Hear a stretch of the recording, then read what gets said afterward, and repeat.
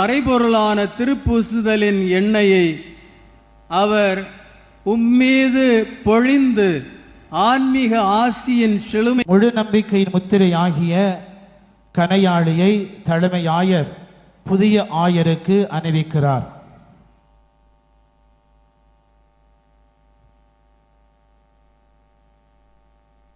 நம்பிக்கையின் முத்திரையான இந்த கணையாழியை பெற்றுக்கொள்ளும்.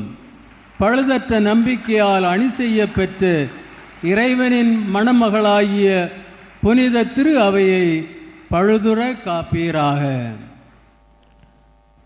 தலைச்சிராவை அணிவித்தல். புதிய ஆயர் மீது புனிதத்தின் பேரொளி வீச மன்றாடி ஆயர் நிலையின் தனி அடையாளமான தலைச்சிராவை தலைமை ஆயர் புதிய ஆயருக்கு அணிவிக்கிறார்.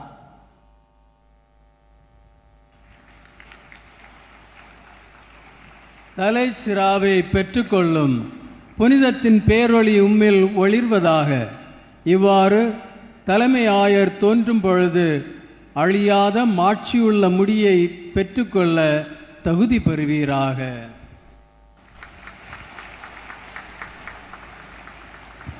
செங்கோலை வழங்குதல்.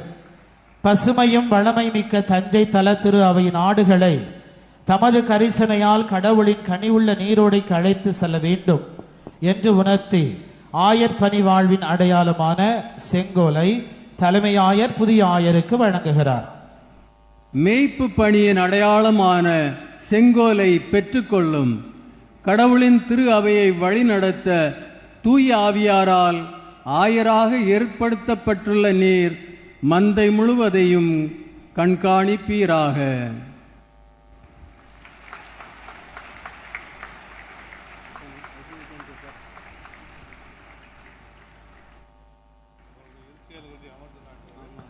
தஞ்சை மறை மாவட்டத்திற்கு 4வது புதிய ஆயர் கிடைத்திருக்கிறார். மேதகு டி சகாயராஜ் அவர்கள்.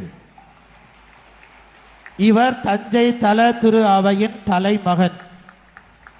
அதன் அடையாளமாக அவர் தலைமை ஆயரால் அரியணையில் அமர்த்தப்படுகிறார்.